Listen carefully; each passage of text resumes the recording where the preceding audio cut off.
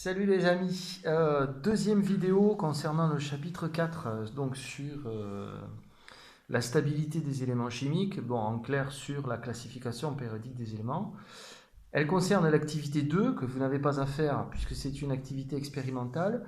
En fait, le prétexte de cette activité c'était le développement photographique et le message qu'on veut vous faire passer en fait c'est que des éléments chimiques qui sont dans la même colonne ont les mêmes propriétés chimiques. Alors là, par exemple, j'ai mis en valeur deux colonnes particulières.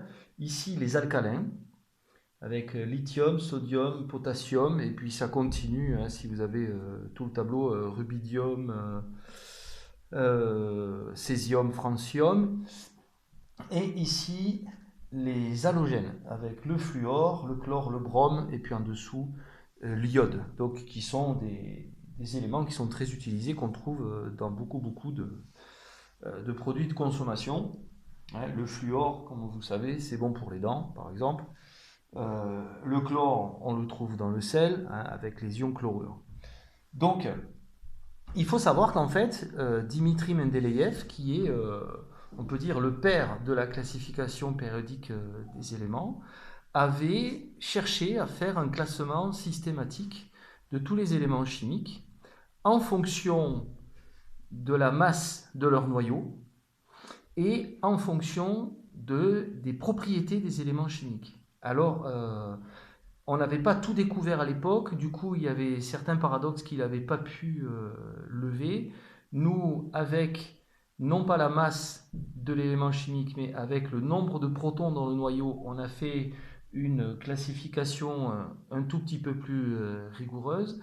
Mais par contre, l'intuition géniale qu'il avait eue, c'était de classer en fonction des propriétés. Alors lui, il n'avait pas fait un tableau par colonne comme ça. Il faut prendre le tableau, il faut le retourner, et des éléments ayant les mêmes propriétés chimiques n'étaient pas dans la même colonne, mais ils étaient sur la même ligne. Mais le tableau était comme ça, d'accord? Ce qui fait qu'on peut définir des familles d'éléments chimiques. Vous voyez, par exemple, les halogènes forment des ions, d'accord? Les ions fluorure, chlorure, iodure, etc., qui ont tous la même réaction avec le nitrate d'argent. Donc vous allez à votre manuel à la page 305, vous avez des tests de reconnaissance d'ions. Si vous avez dans vos solutions des ions chlorure, bromure ou iodure, ils auront le même type de réaction. Ça c'est important, c'est très intéressant. Vous pouvez même aller, si vous voulez voir quelque chose d'un peu impressionnant, surtout concernant le césium, vous allez sur internet et vous tapez réaction des alcalins avec l'eau. Voilà. Il faut savoir que les alcalins réagissent, certains très violemment, au contact de l'eau. Et il y a une vidéo que régulièrement je montre aux élèves où l'expérimentateur prend une pastille de césium, la met dans un bac rempli d'eau et le bac explose. D'accord ?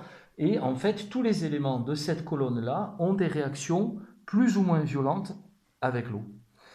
Donc, c'est vraiment l'idée principale qu'il faut retenir.